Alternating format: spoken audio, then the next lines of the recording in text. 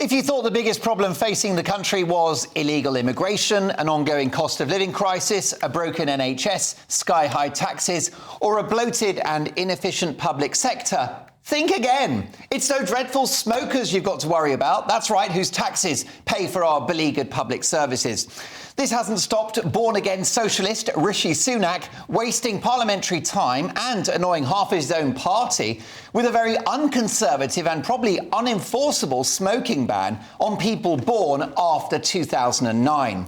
So when these youngsters reach adulthood, they'll be co-opting people in their 90s to pop into the newsagents to buy them 20 Benson and Hedges. Is it any wonder that Rishi Sunak's premiership is going up in smoke?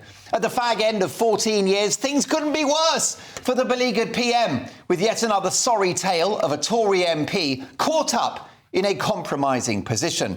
Last week, it was William Ragg, Big Willie to his friends, who inexplicably handed out phone numbers of his Tory colleagues after he was caught sending, presumably, saucy pictures of himself to a blackmailer.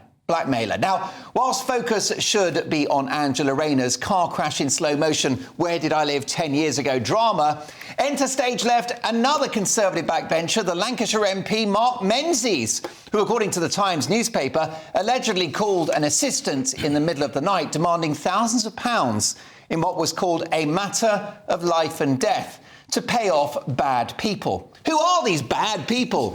Are the Tory backbenchers?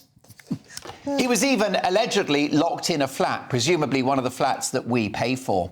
It's also alleged that £14,000 given by donors for campaign activities was transferred to Menzies' account for medical expenses. What are those medical expenses? Was it a kidney transplant, back surgery, bum lift? Menzies denies the charges and he's now lost the Tory whip. That sounds like an early punishment. I imagine he quite likes the whip. Let's give this poor bloke the benefit of the doubt, shall we? But it all has echoes of John Major's Sleaze-ridden administration in 1997. Now, climate alarmists got very excited to see Dubai flooded with rain this week, with wild scenes of hotels and shopping centres knee-deep in water in what is basically normally an Arabian desert.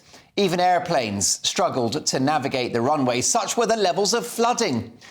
Of course, predictably, this news was met with excitement and glee by net zero fanatics who will stop at nothing to stir up hysteria around climate change.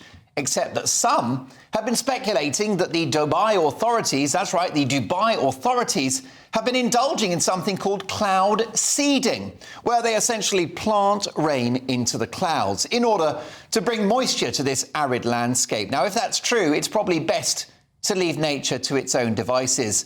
The same could be said for a certain virus laboratory in Wuhan. Meanwhile, the climate cult will continue to seize on any unusual weather to prove that the world's going to have blown up by next Tuesday. The fact that we're all sat here shivering in April doesn't really help the climate change cause, does it? Yes, the Earth is heating up, and yes, we should clean up the planet and go green in a sensible way, with the likes of China pulling their weight. But these eco-fanatics are over the top, deluded, mad, and often wrong. They have cried wolf too many times, and all they've got now is hot air.